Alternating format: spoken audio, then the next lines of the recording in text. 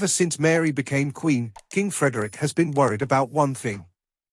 The fate of Frederick of Denmark was written from the moment of his birth. What no one expected was that a commoner named Mary Donaldson would be admired more in her own country than him. Born in Tasmania, this commoner faced opposition from her mother-in-law Queen Margar. At the outset, no one bet that Prince Frederic's Australian girlfriend Mary Donaldson would ultimately win over anyone other than the heir in her icy host country, but she did, and now she is the Queen of Denmark and at the top of the popularity ratings, what her father-in-law failed to achieve when his wife Queen Margara took the crown and rose to the pinnacle of nobility. This chestnut-haired woman achieved by straightening out Turbo Prince without a distaste for gastronomy in public Danish life and speaking one of Europe's most difficult languages fluently and with little accent. However, it never rains to everyone's liking at aelan Borg Palace, and now it's her husband Frederick. Hints are everywhere and they multiply every time. Polls show that Mary is more popular today than he is. He spent his whole life waiting to become king. For this, the new King Frederic's popularity crisis in December. A Danish television network named Mary the most valuable member of the royal family in her country, second only to Queen Margaret and Prince Frederick.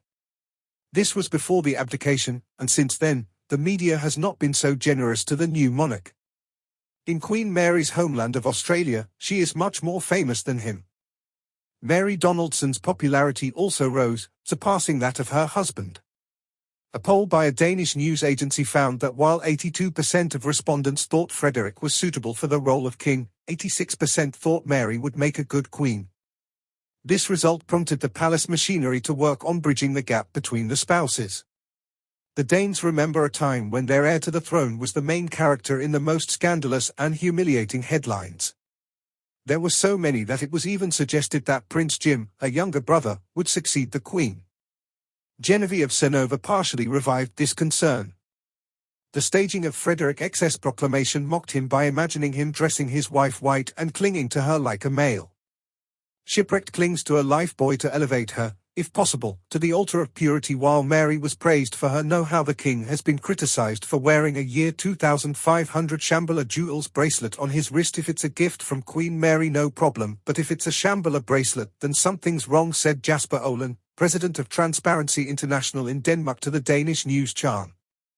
Dr. Frederick must now face such scrutiny given Mary's ascension and his fragile position.